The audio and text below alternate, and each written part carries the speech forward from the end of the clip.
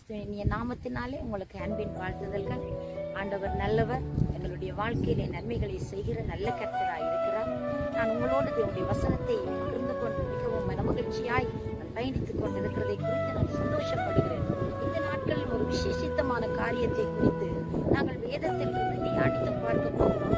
Mark எழுதின சுவிசேஷ புஸ்தகம் 10வது அதிகாரம் 51வது வசனம் அங்கே இப்படியாக சொல்கிறது: நான் உனக்கு என்ன செய்ய வேண்டும் என்று இந்த வசனம் நம்மை பார்த்து கேட்கிறது. ஆண்டவராய் இயேசு கிறிஸ்து இந்த பூமியில் இருந்த நாட்களிலே அவர் செய்ததான ஒரு மகத்துவமான அற்புதத்தை குறித்து இந்த பகுதிகளிலே பேசப்படுகிறது. பர்த்திமேயு என்கிறதான ஒரு குருடன் இருந்ததாக வேதத்திலே நாங்கள் வாசிக்கிறோம். இந்த மனிதனுடைய வாழ்க்கையிலே மிகவும் ஒரு கடினமான காலங்கள், அவனுக்கு வாழ தெரியாமல், வாழ வழியின்றி பிச்சை எடுத்து தன்னுடைய வாழ்க்கையை அவன் நடத்தி கொண்டு வந்தான். இப்படி இருக்கிற நாட்களிலே ஆண்டவராய் இயேசு கிறிஸ்துவை குறித்து அவன் கேள்விப்பட்டு, ஆண்டவராய் இயேசு கிறிஸ்து அந்த வழியாய் வருகிறார் என்று சொல்லி அறிந்ததும் அவனுடைய வாழ்க்கையிலே அவன் ஒரு தீர்மானத்தை எடுத்தான்.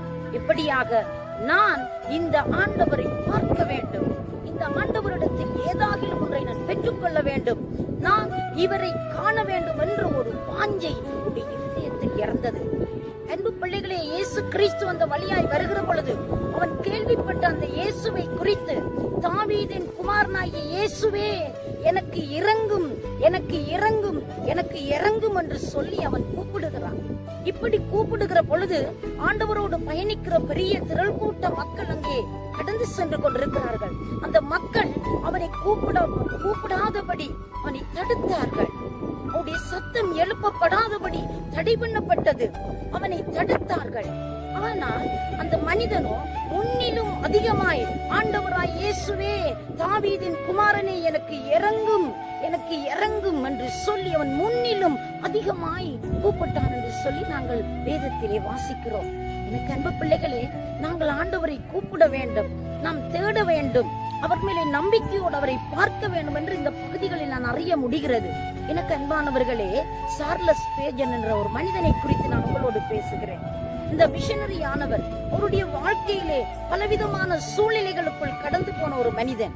இவர் இங்கே 5வது வயது இருக்கும் பொழுது அவர் ஒரு நாள் ஆண்டவரை பார்த்து ஒரு சிறிய ஜெபத்தை ஏறெடுத்தாராம்.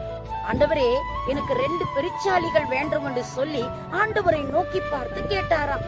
அந்த 5 வயது சிறுவன் ஊக்கமாய், கருத்தாய் தனக்கு வேண்டியதை தெய்வத்திடத்தில் கேட்டாராம். அந்த கேட்ட ஜெபத்தை ஆண்டவர் அங்கீகரித்தார், அவருக்கு பதில் கொடுத்தார் என்று சொல்லி நாங்கள் பார்க்கிறோம். இந்த மிஷனரியுடைய வாழ்க்கை ஒரு மகிமையானது. அவர் சாதித்த காரியங்கள் அநேகம். அவர் அங்கே பிரசங்கிகளின் இளவரசன் என்று சொல்லி அவரை குறித்து வர்ணிக்கப்படுகிறது. இந்த மனிதன் இங்கே சிறு பிராயத்திலே அவர் தேவனை நோக்கி பார்த்தார், தேவனை நோக்கி கேட்டார். அவருடைய ஜெபம் அங்கீகரிக்கப்பட்டது. சிறுவனாய் இருக்கட்டும், பெரியவர்களாய் இருக்கட்டும், யாராகிலும் அவருடைய நாமத்தினாலே எதை கேட்டாலும் நீங்கள் பெற்றுக்கொள்வீர்கள் என்கிற அந்த நிச்சயத்தோடு எனக்கு பிரியமான பிள்ளைகளை நீங்கள் ஜெபிக்க வேண்டும். உங்களுடைய ஜெபம் இந்த நாள் வரையிலும் கேட்கப்படாமல் இருக்கிறதா? உங்களுடைய ஜெபத்துக்கு எந்த பதிலுமே இல்லையா? உங்களுடைய ஜெபம் அங்கீகரிக்கப்படலையா என்று யோசிச்சு கொண்டிருக்கிறீங்களா? ஸ்பர்ஜன் 5 வயதிலே தன்னுடைய தேவையை கடவுளுக்கு சொன்ன பொழுது அடுத்த நாளே அவர் வேண்டின பிரகாரம் அவருக்கு கிடைத்ததாம். எனக்கு அன்பான தேவ பிள்ளையே, இந்த நாளிலே அந்த சிறியவர் பிள்ளையுடைய ஜெபத்தை கேட்ட ஆண்டவர், அந்த சிறுவனுடைய ஜெபத்தை அங்கீகரித்த கடவுள் உன்னுடைய, என்னுடைய, இந்த உலகத்தில் உள்ள ஒவ்வொரு மனிதருடைய வேண்டுதலையும் கேட்பதற்கு அவர் ஆவலாய் இருக்கிறார். அவரை நோக்கி பார்க்கிற யாவருக்கும் அவர் நல்லவராய், அவர் பதில் கொடுக்கிற மனிதனாய், மனிதர்களுடைய தேவைகளை சந்தித்து மனிதர்களை கனம் பண்ணி காக்கிற அன்பு கடவுளாய் இருக்கிறார். இந்த பர்த்திமேயு என்கிற குருடன் பிச்சை எடுத்து தன்னுடைய வாழ்க்கையை நடத்தி கொண்டிருந்தவன் இயேசுவை குறித்து கேள்விப்பட்டதும் அவன் ஊக்கமாய் கூப்பிட்டான். அவன் கூப்பிட்டதிலே 3 விதமாக தெய்வத்தை பார்த்து கூப்பிட்டதை நான் உங்களுக்கு தெரியப்படுத்தி கொடுக்க விரும்புகிறேன். முதலாவது, அவன் தடைகளை தாண்டி அவன் கூப்பிட்டான். இயேசு கிறிஸ்து அங்கே திரும்பி பார்த்து அவனை வரச் சொல்லுங்கள் என்று அழைத்த பொழுது அவன் மேல் வஸ்திரத்தை தூக்கி எறிந்துவிட்டு அவரிடத்தில் கடந்து போனான். அது எப்படி தெரியுமா?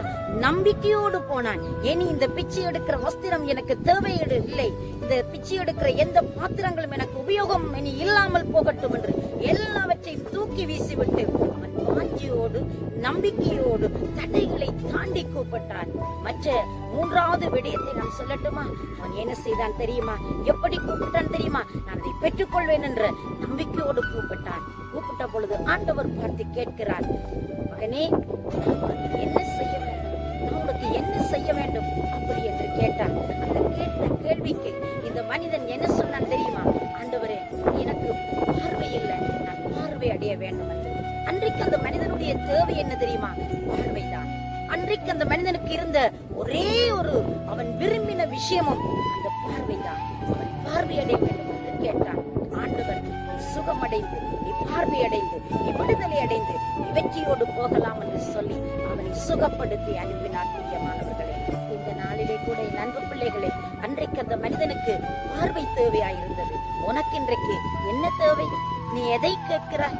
எதை நீ வாஞ்சிக்கிறாய்? எதை நீ விரும்புகிறாய்?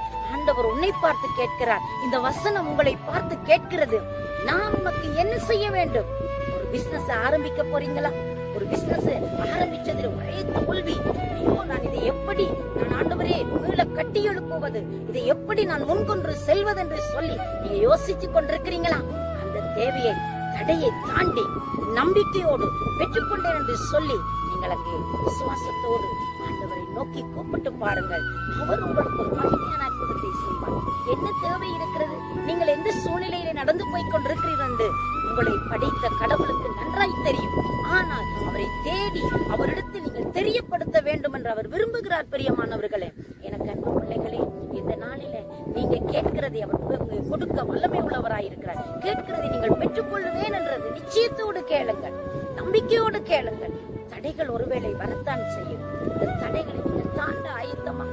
இல்லாவிட்டால் இந்த தடைகளை நான் எப்படி மேற்கொண்டு ஓடுவது என்று சொல்லி யோசித்துக் கொண்டிருக்கிற நபராய் இருக்கிறீங்களா?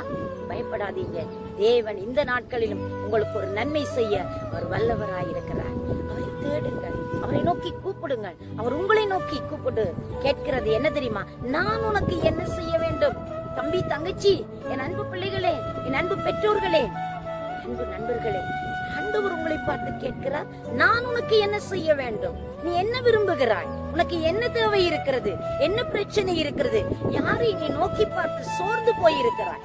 எந்த உதவியை நீ நம்பி அந்த உதவி கிடைக்கல என்று சொல்லிட்டு நம்பிக்கை உடைந்து போயிருக்கிறது? இந்த நாளில படைத்த கடவுள் ஒரு பக்கமாய் நிற்கிறார். அவரை பார்த்து கேள், ஆண்டவரே, எனக்கு தடைகளுக்கு மேல தடைகளாய் இருக்கிறது, எந்த முன்னேற்றமும் இல்லை, வழிகள் எல்லாம் திறக்கப்படுகிறது போல் இருக்கிறது, ஆனால் ஒரு காரியமும் கைகூடி வரவே இல்லை அப்படி என்று சொல்லி நீங்க மனம் உடைஞ்சு போயிருந்தா அந்த காரியத்தை ஆண்டவருக்கு தெரியப்படுத்தி ஆண்டவரை நோக்கி பாருங்க. உங்களுக்கு ஒரு நன்மை செய்வார். இந்த நல்ல செய்தியானது உங்களை பலப்படுத்துகிறது, உங்களை உற்சாகப்படுத்துகிறது, அந்த பெற்றுக்கொள்ளத்தக்கதான் உங்களை தைரியப்படுத்தி விடுகிறது. பிரியமானவர்களே, இந்த சத்தத்தை கேட்கிற அந்த வினாடியே உங்களுக்கு முடிந்தால் நீங்கள் இருக்கும் அந்த இடங்களிலே முழந்தாலை போட்டு மனதின் ஆழத்துல இருந்து எந்த சூழ்நிலை நீங்க இருந்தாலும் அந்த தடையை தாண்டி என் ஆண்டவரே எனக்கு ஒரு அற்புதம் செய்யும் அப்படி என்று சொல்லி நீங்கள் அவரை நோக்கி பார்ப்பீர்களா இருந்தால் உங்கள் தேவன் உங்களுக்கு நன்மை செய்வார்.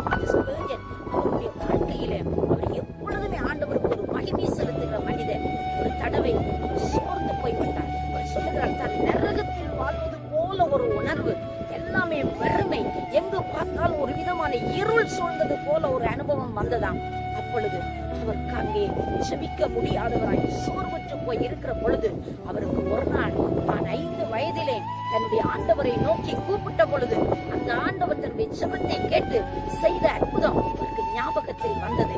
உடனே அவர் என்ன செய்தார்? அன்றைக்கு எனக்கு அற்புதம் செய்த ஆண்டவர், அன்றைக்கு என்னுடைய செபத்தை கேட்ட ஆண்டவர் இன்றைக்கும் எனக்கு ஒரு அற்புதம் செய்வார் என்று சொல்லி மகிழ்ச்சியோடு எழுந்து அந்த இடத்திலே தெய்வத்தை நோக்கி பார்க்க ஆரம்பித்தாராம். தேவன் அந்த இடத்தில் மகிமையான அற்புதத்தை செய்தார். இன்றைக்கு உங்களுடைய தேவை என்ன? அன்றைக்கு பத்திமைக்கு பார்வை தேவையாயிருந்தது. தடைகளை தாண்டி நம்பிக்கையோடு பெற்றுக்கொள்வேன் என்ற அந்த நிச்சயத்தோடு தெய்வத்தை நோக்கி கூப்பிட்டார். அந்த மனிதன் கண் பார்வை சுகம் அடைந்து பார்வை பெற்று வெற்றியுள்ள மனிதனாய் மாறினான். அவருக்கு பிற்பாடு எந்த நபரையும் எதிர்பார்த்ததே இல்லை. தெய்வம் மட்டும் தனக்கு போதும் என்று தன் வாழ்க்கையை நடத்தி சென்றார். இன்றைக்கு உங்களுடைய வாழ்க்கையில் எதிர்பார்ப்புகள் ஏமாற்றப்படுகிற சூழ்நிலையில் நீங்க இருக்கிறீங்களா? நம்பிக்கைக்கு எந்த ஒரு ஆதாரமும் இல்லை என்று சொல்றீங்களா, அந்த இடத்துல நின்று ஆண்டவரை நோக்கி பாருங்க.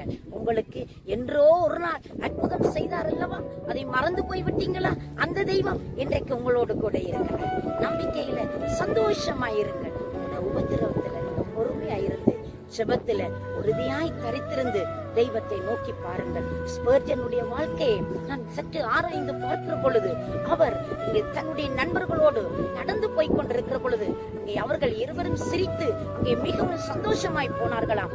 அங்கே போன பொழுது உடனடியா அந்த இடத்திலே முழந்தால் போட்டு அவர் நன்றி சொல்லி ஆண்டவருக்கு மகிமை செலுத்தினாராம். ஏன் தெரியுமா? என்னை சந்தோஷமாய் சிரிக்க வைத்திருக்கிறார் என்று சொல்லி இந்த ஜெபமானது அவருடைய உயிரோடு உயிராய், நரம்போடு நரம்பாய், நாடியோடு நாடியாய், இரத்தத்தோடு ரத்தமாய் கலந்தது. பிரியமானவர்களே, ஸ்பர்ஜன் உலகத்தில் வல்லமையான ஒரு மனிதன், பிரசங்கிகளின் இளவரசன் என்று சொல்லி வர்ணிப்படத்தக்கதான மகிமையான மனிதனாய் இருக்கிறார். அதே தேவன் இன்றைக்கும் உங்களுக்கு அற்புதம் செய்வார். நாங்கள் கண்களை மூடி கர்த்தரை நோக்கி பார்ப்போமா? தேவன் உங்களுக்கும் ஒரு அற்புதம் செய்வார். கண்களை மூடலாம். சர்வ வல்லமை உள்ள நல்ல ஆண்டவரே, இயேசுவின் நாமத்தினாலே உடைய பிள்ளைகள் உம்மை நோக்கி பார்க்கிற பொழுது நீங்க நன்மை செய்கிறவர். இந்த வார்த்தை சொல்லுகிறது, நான் உனக்கு என்ன செய்ய வேண்டும் என்று கேட்டு இந்த பூமியிலே ஆண்டவரே வாழ்ந்த நாளில் நீர் ஆண்டவரே அற்புதத்தை செய்திருக்கிறீர்கள். அதே போல உடைய பிள்ளைகள் என்ன சூழ்நிலையிலே ஆண்டவரை கடந்து சென்றாலும் ஆண்டவரே அவர்கள் உம்மை நோக்கி பார்க்கிற பொழுது நன்மை செய்யுங்க அப்பா, ஒரு அற்புதம் செய்யுங்க. உடைய நாமத்தை மகிமைப்படுத்தி கனம் பண்ணி காக்குங்கள். இயேசுவின் நாமத்தில் தாழ்மையோடு ஜெபிக்கிறேன். ஜீவனுள்ள நல்ல பிதாவே. ஆமென். தேவன் தாமே உங்களை நிறைவாய் ஆசீர்வதிப்பார்.